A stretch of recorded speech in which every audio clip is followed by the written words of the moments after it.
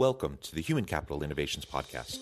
We're your source for personal, professional, and organizational growth and development, where we share original research, explore industry trends, and interview executives and thought leaders from across the globe.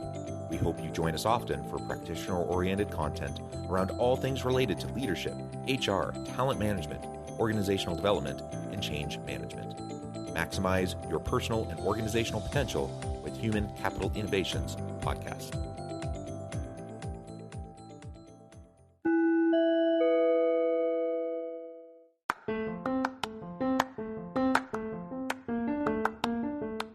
If you enjoy the Human Capital Innovations Podcast, enjoy ad-free listening by going to the Patreon page, and please consider contributing even at the producer or sponsorship level. And please leave a review. Thank you for your support.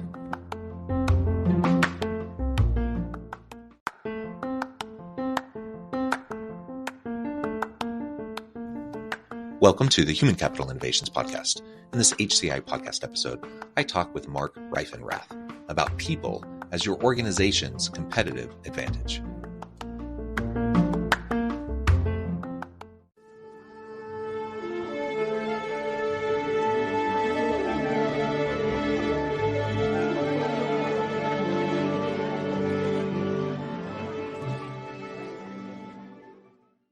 Marc Reifenrath, welcome to the Human Capital Innovations Podcast.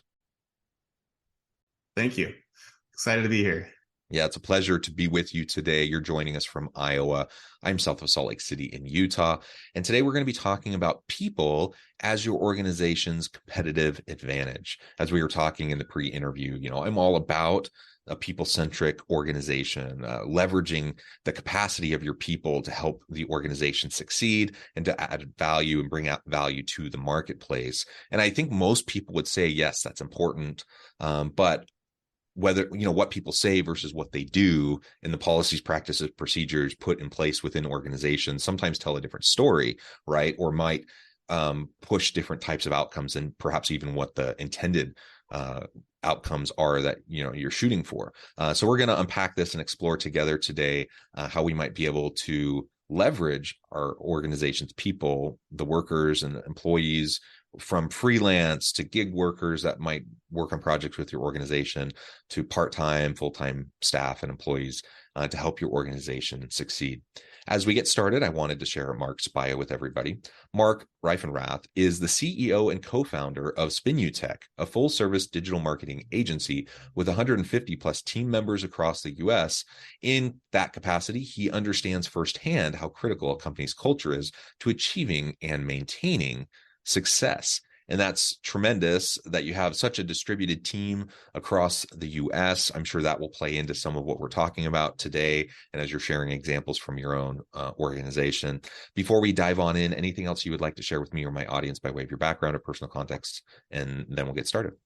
Yeah, so I think a unique chapter or beginning to this story is that we started the business when I was a junior in college. So a lot of this knowledge or belief system that we have on how we approach culture and core values was really formed over time by ourselves as well as influenced by many we came across over that journey. We didn't come from corporate America where we maybe tried to adapt to what we thought should be done. It was more about, let's do what we think is best for us and build a place where we want to work at as well and have fun. Yeah, well, I love that. And that's great that you have that self-awareness. You want to work at a place where you want to be. And so, of course, you'd want it to be a place that others can find success and fulfill their potential as well. I think that's fantastic. And it's one thing to kind of have that mindset and that commitment early on when you're in the founding stage. It's another thing entirely, I think, to stay committed to it when you start going through the scaling process. So I imagine, when you're in those early days, as a co-founder of SPHRi in college, I'm sure you had hopes and aspirations that you would get to where you're at today, but you were a long way off from that at the time, right? So how were you able to maintain that kind of a value system, that kind of a desired culture, even while going through that scaling process? So when we started, well, first of all, in 2000, when we started, I don't think that this was a conversation nearly as much as it is today. People weren't talking about corporate culture. Core values were more of a poster on a wall. and maybe in a handbook. So for us, it's been this slow burn to get louder and louder and louder. They've always been there for us. It's always been the same belief system, the same core value set. Fundamentally, it's been worded differently, but we've realized over time that it has been so critical for our growth to be louder and ensure that it's a lived culture and core value system.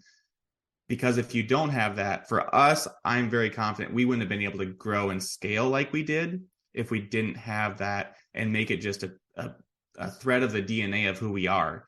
It would have stunted our growth because we would have undoubtedly had other problems and challenges if we weren't so purposeful and intentional about all those things. Yeah. So how did you maintain that, purpose and that intention, and how did you integrate it and mechanize it throughout the organization? Because again, lots of organizations have great, mission or vision or value statements, or they have nice affirmation things on the walls. A lot of companies say those things, but a lot of companies don't actually do them, or they unintentionally do things that actively undermine what they say they want. So what were like some of those mechanisms or systems you put in place to try to help to establish and then sustain that kind of a culture? Yes, great question. So lived core values, lived culture is so critical, which is what you're getting at. But for us, the way that we've slowly baked it into just the essence of how we approach every day, it starts in the interview process. So we hire, fire, lead, manage, solve problems with our core values. That's a very simple framework that everybody can understand and grasp. You attack the problem, not the person. And the problem typically is, where's the misalignment with one of our core values? When we're hiring, it's, do they align with our core values? We're asking questions to try to see if there's any differences, or do they have an ego? Are they a ladder climber? One of our core values is we over me. We want team players. We're trying to dig at, is there a misalignment? Because the sooner both of us find that out, the better it is for both of us. Because if that individual, all the talent in the world, gets in, but is misaligned, they're not going to last. Our culture will really push them out pretty quickly. And so it's not an offensive thing that they don't align. It's a favor for both of us. So it starts in the interview process. Then we roll into, we've hired you, you're getting onboarded. We have a first 100 days process that we put everybody through. It's tight. It's great. It reinforces all that. The whole purpose is to get them knowledgeable about how SPNUTech approaches digital marketing, but also it's injecting the DNA of our core values and our culture as quickly as possible. It's very, very intentional. The way that we approach the day, on our Slack shout out channel, it oftentimes, I'm going to say 99% of the time, will include a core value or core values that the individual or individuals displayed in something they did well. John did great with client XYZ in the pitch and really displayed we over me when he pitched in. He had a lot going on, blah, blah, blah. That happens. We've already had 2 of those pop up on the Slack channel today. In our team meetings monthly that we do with the all team, we have a list of them that we go over of kind of shouting out different individuals. And then we open it up to the floor. We've got 170-ish team members today, and they are spread out literally across the whole US. We're in like 30 states of employment now.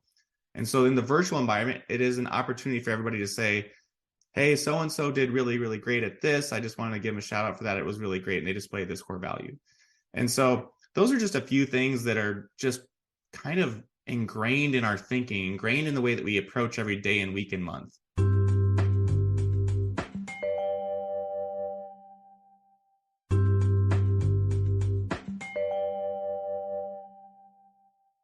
Yeah, I love those examples.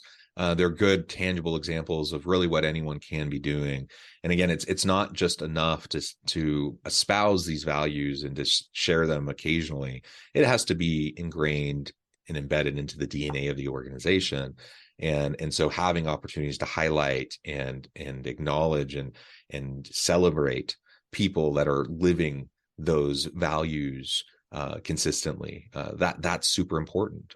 Finding ways to build it into the process of recruitment from the very early stages of job design to recruitment to the hiring process to onboarding to ongoing performance management, coaching and mentoring to career pathways and development, ongoing training, learning and development, et cetera, et cetera, et cetera. Like it needs to be ingrained into all of those different pieces. And I know that may sound like a whole lot of work, and I suppose it is.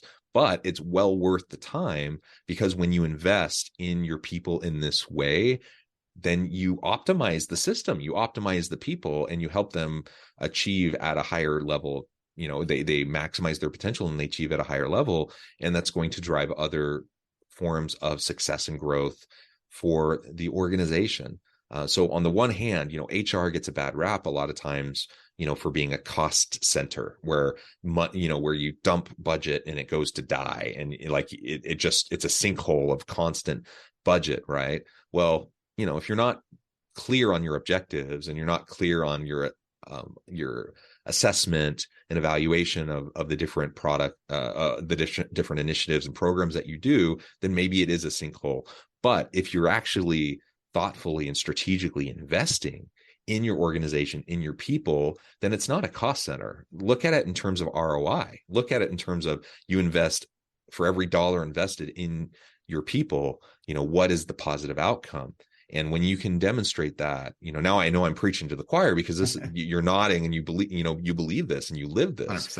But for anyone who's listening, who's like, well, this sounds great, but how do I get the CFO to sign off on this? How do I get the budget for this? Start to show little wins, and start to demonstrate the ROI. Speak the business case for your investment in your people, so that it moves away from being this kind of mentality of, we're just like a warm fuzzy, like we love our people, that's great. But, the C-suite executives, they probably in many cases aren't going to care about that argument quite as much as they're going to care about the ROI argument, the impact argument, and what's this going to do for the bottom line of the business. Now, the truth is, it's not mutually exclusive. Like, you can demonstrate the ROI and the bottom line impact, which proves the business case that will get people on board, and simultaneously you are reinvesting in your people, and you can do it because of the human case, because of just your desire to treat people with dignity and respect, to show them you value them, to reinvest in them, etc. So not mutually exclusive. They can go hand in hand. We do need to learn how to speak that business case so that we can convince those who might be skeptical. But ultimately, as we do that, that becomes the leverage point for really truly successful organizations. And I think particularly as we move, we continue to move into the future of work, in the knowledge economy, this is the type of people we need, right? We don't need people who just show up and do repetitive work. That's all going to be automated. That's going to be AI, machine learning, advanced robotics is going to take over most of that stuff in the coming years. So our competitive advantage as an organization is leaning into the humanness of the people on our teams and the things that they bring to the table that can't be easily replicated by AI or robotics, right? 100%. I've got like 50 comments, so I'll try to keep it to a couple here. We're in digital marketing. We do lead generation really, really well. I'm in a national forum with other agency owners, and Dolly, there's a lot of automation for design. Dolly is one of them. There's several platforms, but the debate was like, oh my gosh, is the future of our industry dead? What are we going to do? And my comment back to them was, listen, Henry Ford invented, the line, made it more efficient. And then robots came in the 80s or whatever and started to replace that. And my point to them was, we as agency owners have to focus on owning the strategy. There will always be a cheaper way to push the button and pull the lever. And that's the commoditization that's happening in our industry. But what we should own is the strategy, and that is people. That is smart humans. And the other thing I would say is, we're in a new era of leadership need and style that is slowly starting to evolve. And that is leading the whole person, because we've had a rough several years, and schedules are different, work styles are different. We have to meet people where they want to work, meaning they want to work from home. Cool. Let's manage the person to their job and their role, not their location. They shouldn't have to come into an office to perform it. For some roles, sure, but we got to make sure that holistically they're in a good spot. If they're not, you're not going to get the best out of them from a business perspective. So back to the sunken costs of HR, we call it talent. It's our biggest asset. Our people are by far our biggest asset, and we need to ensure that we're maintaining them and keeping them healthy on all fronts. If we're not, we will lose money, but we're also losing out on opportunity for those individuals to be bought in as well. So I think now more than ever, treating every person as a human, ensuring that they're in the best place possible, investing in them, and you're going to get a great ROI on that, more so than having high turnover or not caring about these things, saying it's a cost center. You can get an easy ROI on this. Every team member that leaves, it costs at least their salary. So you really got to and make sure that you're ensuring the success of your team, which is going to help ensure the success of the business. Yeah, excellent. And you think about other forms of capital, other assets within an organization, whether that's the intellectual capital, it's the property, plant, equipment, the financial assets, like name any of the things, right? And in all those other cases, we actively try to maintain them, sustain them, reinvest into them. And I think about equipment, for example. That's a necessary business expense. We have to have good working equipment. So we're going to upgrade them as needed. We're going to continually calibrate them and do quality control stuff. And we're going to make sure that when there's a new, patch for the software that we get it. And we're constantly doing that for all these other areas. Of course, why wouldn't we do that for the human capital, the people assets within the organization that really are the difference makers for the organization, being long-term, sustainable contributors to the market. If you want to continually add value to the market, it's not enough to just have good systems and, good technologies. You have to have good people with the creativity and the innovation to drive those product offerings, those service offerings out to the market, and to have the customer care to make sure that they're adopted and that customers are taken care of, and you have a good positive customer experience. We get it, right? We're talking about this. My guess is most people tuning in today get this. The question is, can we get beyond getting it and recognizing it and nodding our heads and saying, yes, this is important, to let's actually take a good hard look at what we're doing in our organization, celebrate the successes, the things that we're doing well, but let's also be willing to take that good hard look and acknowledge when things aren't going as well as they should be, and then put in place a plan so that we can start to change things a little bit.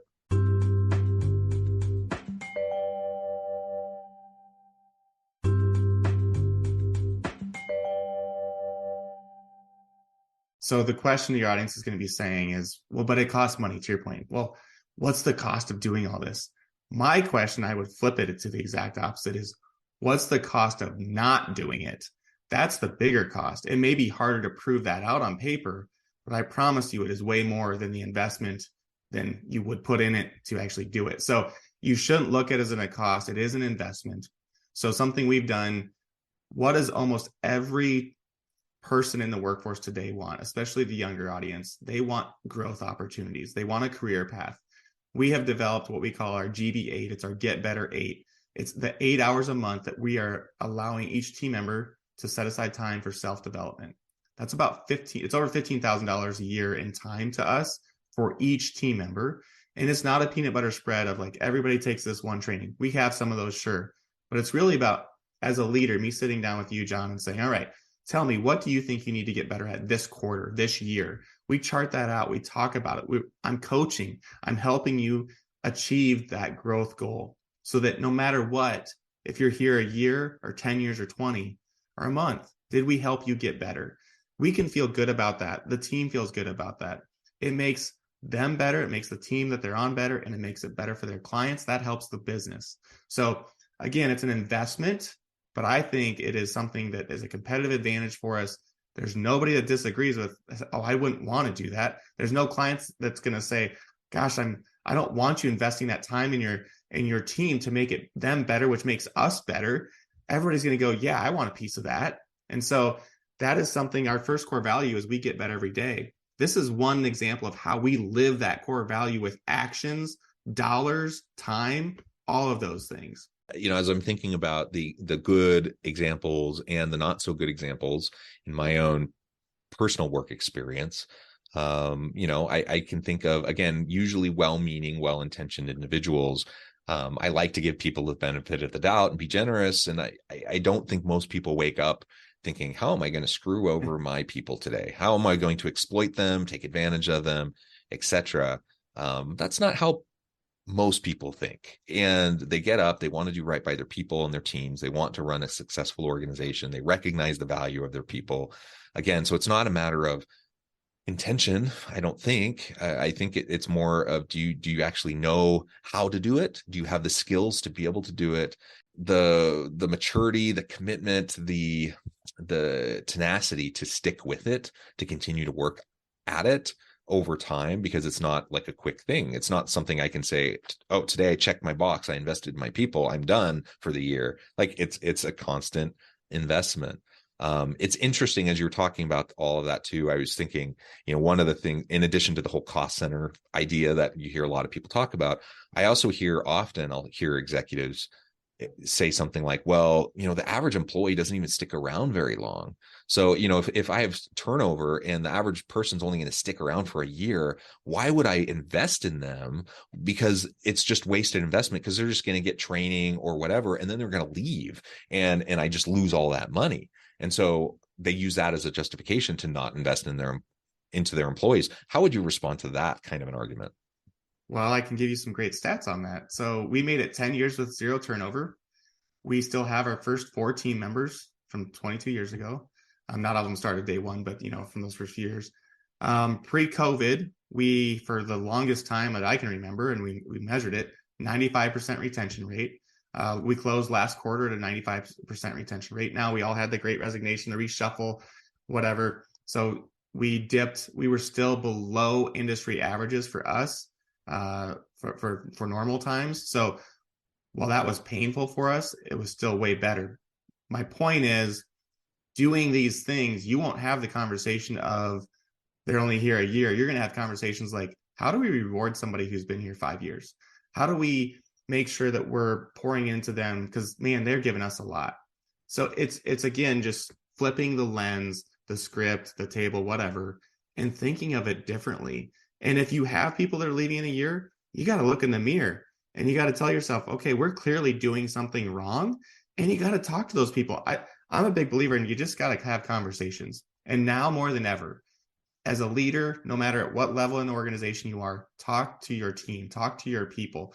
You got to be boots on the ground. You got to get in the trenches and understand, because one, if as a leader, I've got to say things at least 7 times, and I've got to say it many different ways. And I'll tell you this, you also have to say now more than ever what it isn't, because people will fill in those gaps very quickly. But how do you know that everybody's on the same page? Is by having conversations. Later today, I have a meetup with Marc, a 6-month check-in. It's part of that first, well, it's more than 100 days, but it's kind of the final part of it, of me just checking in with him and saying, all right, did everything we say in the interview process and the onboarding process live up to be true? Here's a great story. A couple weeks ago, and I use this in our all team with his permission, I asked him that question, and a new gentleman was like, you guys talked about work-life balance and harmony and 40-hour work weeks, and you do this and you do that. And it all sounded great, but I got to be honest, I wasn't sure if that was really true. And that's always offensive to me, because I'm like, well, we wouldn't lie, but everybody says those things, to your point earlier. And he said, I was doing an onboarding with a new team member where I was meeting them, and I was bragging about all those things. And it clicked with me. Like, it was this full circle moment where I realized everything that I was skeptical about was true, and I was defending it. I was telling this new team member how great it was. And he's like, it was such an amazing moment of it all coming together. And I always tell people in the onboarding process, I spend an hour with each new team member in onboarding, doing a culture and core value overview. One of the things I tell them is, listen, the point of the first 100 days is I want you to become a defender of our culture and our core values as quickly as possible.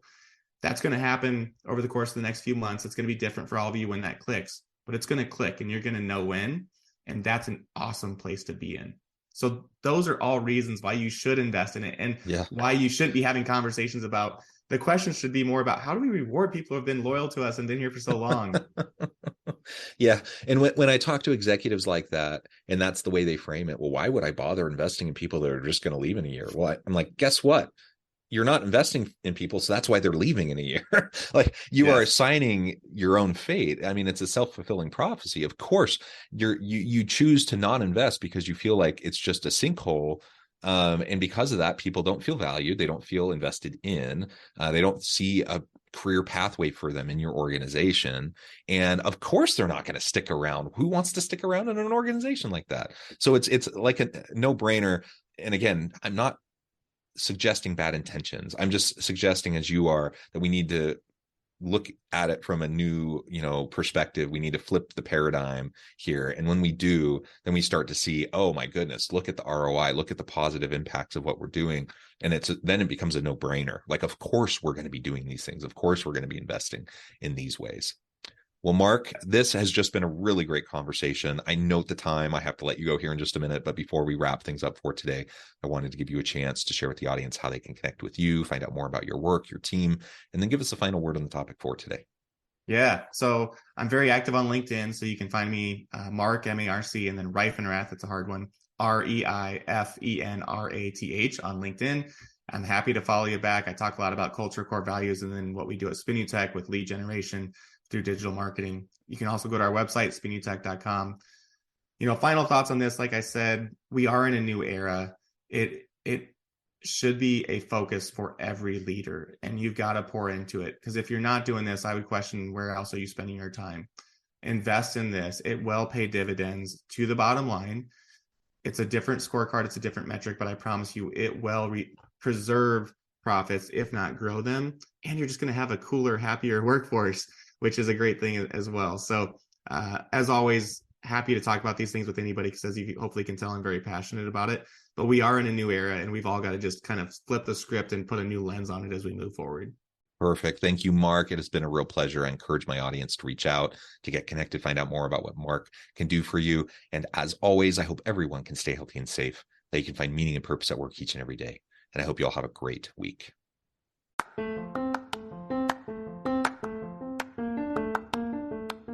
Do you enjoy the Human Capital Innovations podcast? Enjoy ad-free listening by going to the Patreon page, and please consider contributing even at the producer or sponsorship level. And please leave a review. Thank you for your support.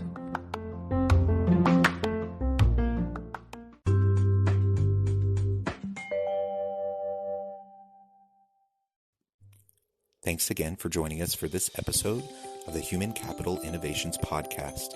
I hope you stay healthy and safe, and that you have a great week.